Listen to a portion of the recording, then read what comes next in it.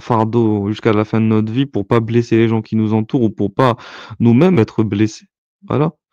Dans certaines circonstances, certaines personnes pourraient réagir de manière, très violente, très véhémente, très agressive et s'en prendre à notre propre intégrité physique ou psychologique d'ailleurs, mentale.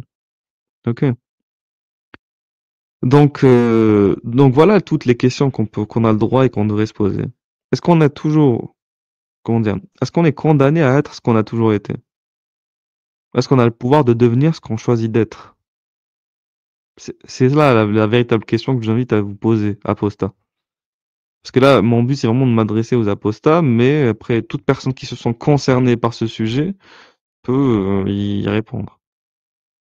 Et la vraie problématique ou oui, principale du live et d'autres lives à venir, je pense, c'est est-ce qu'on peut reconstruire une identité en dehors des cadres hérités depuis notre naissance, notamment. Voilà. Et ça, c'est intéressant parce qu'au final, ce qu'on les problèmes dits, identitaires, vous savez, en ayant discuté un peu avec des apostats convertis, au final, j'ai vu quand même des similarités que j'aurais pas cru. Parce que regardez, souvent on dit que les apostats on fait un mauvais procès aux apostats, enfin aux musulmans, aux ex-musulmans convertis, aux musulmans de conversion. On leur reproche de pas vivre la même situation de comment dire? Voilà, d'exclusion, voilà, sociale, que vivent les musulmans de naissance. Oui et non, oui et non. Parce que dans certains cas, les apostats convertis s'en sortent bien, comme des apostats de naissance d'ailleurs, au final. OK? Et dans d'autres cas, ils s'en sortent très mal, très, très mal. Après, ça peut être dû à plein de raisons différentes. Mais l'une des raisons, par exemple, c'est le fait que ces apostats-là, ayant été musulmans convertis, de par leurs pratiques religieuses, étaient amenés à devoir couper les ponts avec leur famille et des fois leur famille ne leur ont pas pardonné ça. Presque, s'ils ont eu raison, qu'ils ont eu tort, ça les regarde. Là, à ce niveau-là, c'est des choix complètement personnels et subjectifs. Donc voilà, il y a des frères, des sœurs, des mères, des pères qui se sont entre-déchirés à cause de ces questions-là, de conversion à une religion. Certains parents ou certains entourages n'ont pas accepté la conversion et d'autres fois, c'est le converti lui-même qui s'est coupé de sa famille parce que justement, il ne voulait pas, rester, lié à des mécréants, lié à des personnes qui pouvaient pas pleinement l'accepter dans sa nouvelle foi ou même, se convertir avec lui, adhérer à sa nouvelle foi avec lui. Et parce que cette religion impose aussi de s'éloigner des mécréants, impose aussi de ne pas fréquenter ceux qui peuvent l'amener à désobéir à son créateur, à son Seigneur et au message de son prophète. Enfin, aux ordonnances, interdictions, obligations contenues dans le message de son prophète. OK? Voilà, donc c'est pour ça que je vous dis que la religion, c'est un pilier identitaire, mais ce pilier identitaire-là, une fois qu'on l'a perdu, comment on fait pour, continuer à avancer? Ça, c'est une grande question également. Donc, est-ce qu'on peut déjà avancer dans la vie? Est-ce qu'on peut être heureux sans identité? Voilà, moi je vous pose que des questions et c'est à vous d'apporter votre éclairage, votre point, votre, votre opinion. Mais c'est toutes ces questions-là que des apostats se posent. Si vous voulez savoir comment se sent un apostat, moi je suis là pour vous aider pour ceux qui voilà, ne sont pas concernés par ça et qui veulent savoir, comment un apostat se sent, ben là, je suis en train de vous donner des pistes, de réflexion pour le coup. Voilà, un aperçu de ce qu'on peut ressentir quand on est apostat. On nous accuse beaucoup de trahison. Oui, parce qu'on considère que l'apostat est un traître. C'est-à-dire quoi? C'est-à-dire qu'il appartenait à un groupe et en le quittant, il a décidé de les trahir. Voilà, ces individus, ce groupe. Sauf que nous, en tant qu'apostats, on ne considère pas qu'on est des traîtres. Pourquoi? Parce que, il n'y a nulle part un contrat d'engagement. Déjà, même moral, même moral. OK? On ne s'est pas engagé envers, une communauté donnée. Techniquement, l'apostasie, c'est le fait de renier une, une divinité, et sa religion. C'est pas le fait de renier une communauté. OK? Donc à partir de ce moment-là, enfin là je vous prends la définition de base, après on pourrait toujours la l'étendre. Mais la définition de base, l'apostasie religieuse en tout cas, c'est ça. Mais comme le problème, comme c'est que la religion islamique, comme d'autres religions j'imagine, bien sûr, parce que j'ai parlé avec des apostats par exemple, du judaïsme, j'ai parlé avec des apostats du christianisme. Donc je sais que c'est ce mécanisme est transposable aux autres religions. Il n'y a aucun souci avec ça, ce n'est pas exclusif, à l'islam. Donc au final, je considère que, on ne trahit pas une communauté du tout. Si les gens se sentent trahis parce que l'un d'entre eux a décidé de changer de foi, je considère ça comme totalement, stupide.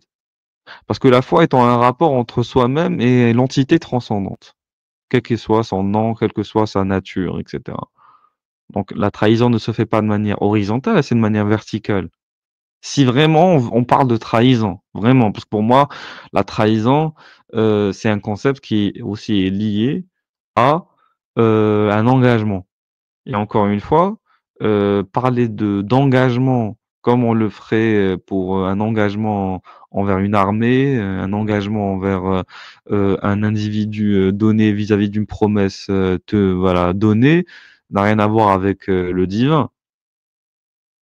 En fait, pour moi, il y a pas une histoire d'engagement, financier, commercial, amical, dans le sens de la promesse, voilà, à tenir ou autre.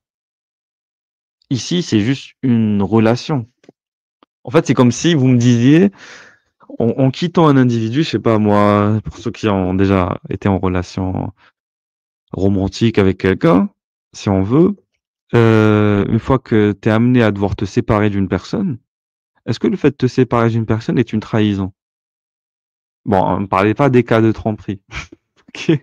Je vous parle d'un cas basique où les personnes n'arrivent plus à s'entendre, ne sont plus d'accord entre elles, voilà, vis-à-vis de certains sujets, ou n'arrivent juste plus à s'aimer, OK? Donc elles décident de se séparer. Ou l'un décide ou l'une décide de se séparer de l'autre, OK? Donc est-ce que pour autant on peut considérer ça comme, une trahison? Non, non, pas du tout. C'est pas une trahison, pas une trahison. Il y a pas d'engagement, comme ça à devoir, aimer la personne de force, en fait. On va pas se forcer à aimer quelqu'un. On va pas se forcer à rester avec une personne attachée à elle, voilà, ad vitam aeternam. C'est faux, c'est faux. C'est une décision volontaire, non? On a libre arbitre ou on n'a pas libre arbitre? Donc c'est ça, en fait, le problème de la religion, parce qu'on nous parle toujours de libre arbitre quand il s'agit de la conversion, mais qu'ensuite on éclipse ce sujet quand il s'agit de la déconversion. C'est fou quand même. Donc, de la même manière que des personnes, divorcent, est-ce que le divorce est une trahison? Je vous pose la question. Non, le divorce n'est pas une trahison, pourtant il y a un engagement à la base. OK? Donc c'est pas ça le problème, en vérité. C'est-à-dire que nous ne sommes pas des traîtres.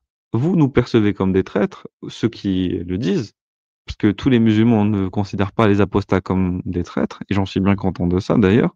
C'est très intelligent de votre part de de le comprendre et c'est très bête pour les autres de ne pas le comprendre. Mais voilà, nous ne sommes pas des traîtres. Nous ne sommes pas engagés, avec un contrat comme ça, tacite, explicite, excusez-moi, à dire: «Oui, quoi qu'il arrive, on est musulmans et rien ne nous fera changer», non, non, c'est une relation. L'apostasie, excusez-moi, le la conversion religieuse ou la croyance, à partir de la naissance, qui se construit au fur et à mesure des années par l'éducation apportée par les parents, c'est la construction d'une relation vis-à-vis du divin. Après cet problème, c'est que cette relation vis-à-vis du divin s'est transformée, s'est transposée sur une relation vis-à-vis des humains. Donc on est passé d'une verticalité à une horizontalité de la relation et ça, c'est problématique. Parce qu'on ne devrait pas conditionner les rapports humains à la foi que peut porter un individu sur une divinité donnée. C'est comme si on portait, vous imaginez, c'est comme si on portait Donc, les rapports humains au goût personnel de chacun vis-à-vis de la nourriture ou vis-à-vis des loisirs. OK? C'est comme si moi, personnellement, je voyais que quelqu'un, un ami, aime bien, les jeux vidéo et que moi, imaginons que moi, je suis un passionné de jeux vidéo, qu'au fur et à mesure du temps, cet ami-là décide de se dépassionner de ce sujet. Est-ce que pour autant, je suis censé le prendre comme une trahison? Non. Bon, c'est vrai que ça est déjà arrivé que certaines personnes de voilà, comment dire? De mémoire, le considèrent comme tel. Mais ce n'est pas pour autant que c'est vrai. La considération de chacun n'est pas un gage de vérité. OK? Donc tout simplement, c'est tout ça pour dire que pour revenir aux convertis, oui. Parce qu'on fait un mauvais procès aux convertis de l'islam. Enfin, du coup, aux ex-convertis. Comme, Rassoul que je connais bien, comme Vivi, par exemple, Vivi Apostat, on leur reproche justement de ne pas avoir à subir, les problématiques que subissent, les musulmans de naissance. Voilà. Ben non, en fait, j'ai dit tout dépend du cas de figure de tout à chacun. Il faut arrêter de généraliser sur des sujets qui sont aussi personnels et individuels. Le cas de chaque musulman est particulier. OK? Il y a des familles qui sont plus ou moins tolérantes, il y a des musulmans, qui sont moins pratiquants que d'autres. Il y a des musulmans, malgré qu'ils sont pratiquants, ne vont pas chercher non plus à être dans un rapport de violence ou de coercition avec leur enfant. Donc on va dire toutes les configurations sont possibles. Donc faut arrêter de chercher des règles générales à tout prix ici. OK? On n'est pas dans de la jurisprudence. Et même de la jurisprudence, il y a des dérogations, des cas exceptionnels, il y a des voilà, il y a des cas particuliers pour le coup. OK? Attends, je vais vous lire parce que là je vous lis pas encore. Tac, tac, tac. Attends, je vire les débiles. Voilà. OK. Super. Excellent. Là, je vois qu'il y a que des commentaires de qualité. Salut à tous. L'année 2025, je tolère plus les gens stupides. Je suis désolé, c'est fini. J'ai été trop tolérant jusqu'à maintenant. C'est fini. Voilà. Cette année étant peut-être la dernière, hein. Je ne tolérerai plus les freins, tout type de frein, tout type d'entrave à notre démarche donc intellectuelle. C'est fini. Donc pour continuer, en fait, pour revenir sur les convertis, si vous voulez monter, vous pouvez monter. Attendez 2 secondes, je vais envoyer un lien. Voilà. Ah, si vous vous sentez débile ou stupide, sortez, allez-y, hein. Moi, je force personne à rester, hein. Allez. Bon, en fait, quand je dis stupide, je parle pas d'intelligence aussi. Faut comprendre qu'il y a aussi c'est comme quand il y a une dé il y a une démarche aussi de comportement.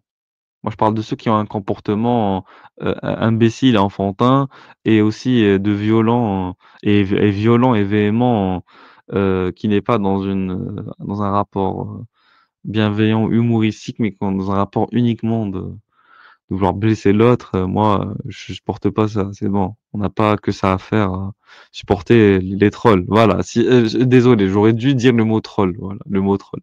Les trolls, je suis anti-troll. C'est-à-dire que toute tentative de me troller se verra étiquetée d'un bannissement immédiat. Voilà. Bon, je poursuis. Et ceux qui veulent monter, j'ai mis le lien.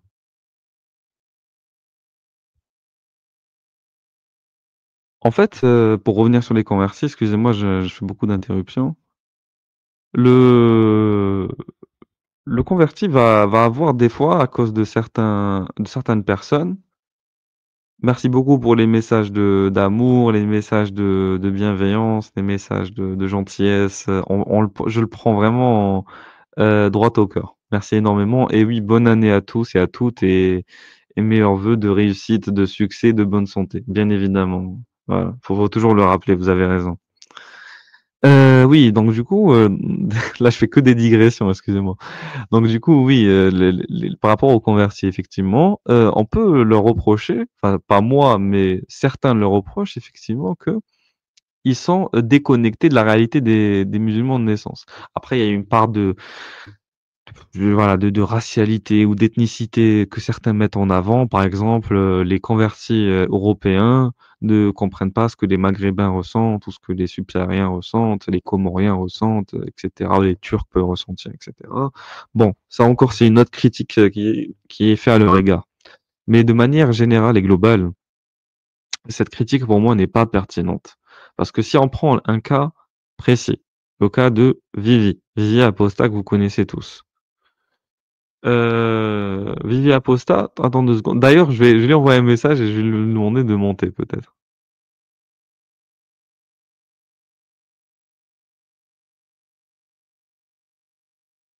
Donc, ce Vivi Apostat, là j'ai envoyé un message, on va voir s'il va monter d'ailleurs.